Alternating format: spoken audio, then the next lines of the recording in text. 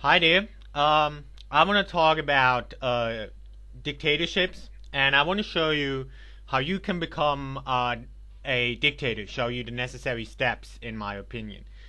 Uh, of course, this is not so much that you then go ahead and become the next Hitler, but more so as to you know, actually show you what a dictator really is, because it seems that some Americans still don't really know that. It's strange, but they think, oh, it's so bad. Oh, America is so bad. Bush is so bad. They think Bush is a dictator and stuff. That's only because you guys never had a dictator. You don't seem to know what one is, and there are also guys who think, oh, communism is great. Everybody's equal. Oh, great. Give me your money. Oh, I don't like rich people. Hey, come on, give your money to me. I like your money.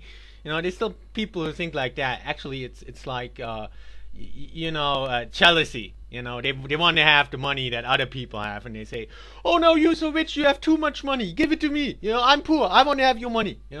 There's still people who think that's good, but that's not good. And basically, communism is totalitarian from its very nature, and some people still don't understand that. Some people still think, oh, it's great, and everybody's equal. They don't understand that that's a trap, that's only an empty promise. A promise for something, what you get isn't what you think you get. What you get is actually totalitarian. And it's some people think that countries like China and Vietnam and Cuba, that they abuse communism, that's not the real communist state. Of course, it's not the communist state that they promised you. They're hardly gonna give you what they promised you, right? But they don't realize that that's an inevitable outcome. So hopefully, in now showing you those steps that I think are necessary in becoming a dictator, I also hope to show you why some systems like communism necessarily will lead to a dictator or to a dictatorship, and not necessarily are totalitarian from their very nature. I think I'm at least I have about 15 points.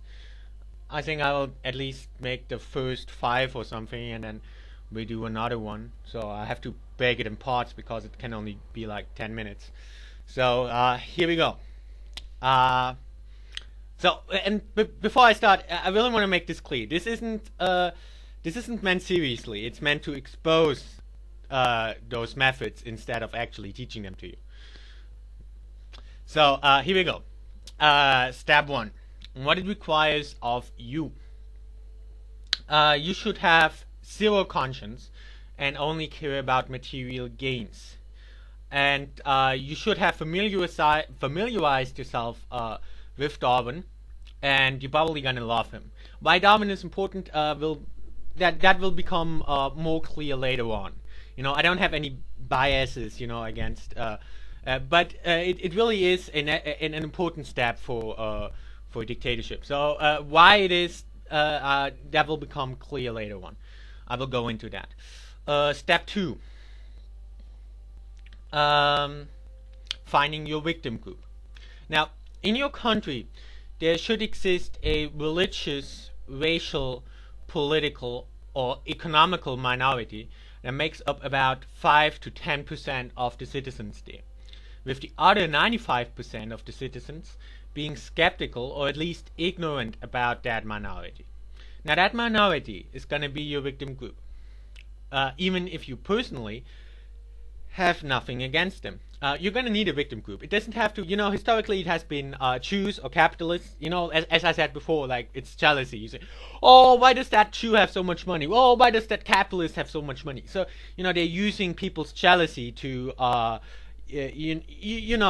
because they need that hatred, and they need that empty promise. They say, oh, bring me to power and I'll give you all the money of the capitalist. I will give it to you. Bring me to power and I'll give you all the money of the Jews. I'll give it to you. You know, you poor workers, you don't have to work so much. I just vote for me and you get all the money for free. You know, they need to have a empty promise to lure you. So capitalists and Jews very good target groups naturally, because historically there have always been a lot of people who were jealous of them, saying, "Oh, why do they have so much money?" You know, but it doesn't have to be them. It could be any group. As I said, the only important thing is that it is about 5 to 10% of the people, and you know, naturally with such a small group, there are gonna be a lot of people who don't really know them, and with anything that you don't really know, you automatically become skeptical, right? And you fear what you don't know. So it doesn't have to be capitalists or Jews. It could be any group, because that prejudice that people have against capitalists and Jews, that would also work with any other group that they don't really know. Because automatically, if they don't really know something, it's easy to incite that jealousy or that prejudice. You know, maybe that victim group, maybe the people in your victim group aren't rich at all. They might not be rich at all, but you can paint them that way. You know, if people don't really know them, you can easily paint them that way. You can say, "Oh, those are all evil capitalists. They're trying to exploit you. They're trying to lure you with some schemes or something." You know, it's very easy. You know, because as long as people don't really know them, you can basically say whatever you like against them, and as long as it sounds good, you know, or as long as it incites hatred and jealousy in people, it's gonna work. So it could be whatever group. It only has to be a minority, and you're gonna need a minority, otherwise you won't come to power.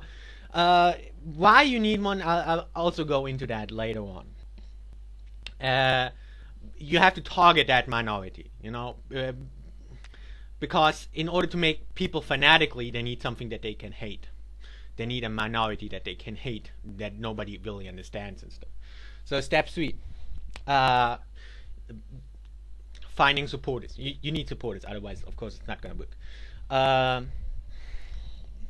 You know, there's going to be people who well, after you incited hatred against that group, there's going to be people who say like, "Oh, yeah, you're right, we always knew that," and stuff, and maybe there already exist certain parties and stuff, so you can join them. You can join those already existing parties, and you're gonna tell them that humans stem from animals, and so essentially would be animals too. Now you're gonna tell them that in animals there are harmful as well as beneficial species, and that the group they're opposing, your victim group, would be like the parasites among animals. And since in order to reach your goal, you gotta make them behave like animals, you gotta tell them that in human society, one would also have to fight for one's survival like beasts among animals. Meaning, either we eliminate that victim group, or that victim group will eliminate us, since you painted it in a vicious picture. Now, of course, you don't actually believe in that crap yourself. You just have to make, you know, other people believe it. So, yeah. So, step 4, becoming the Führer.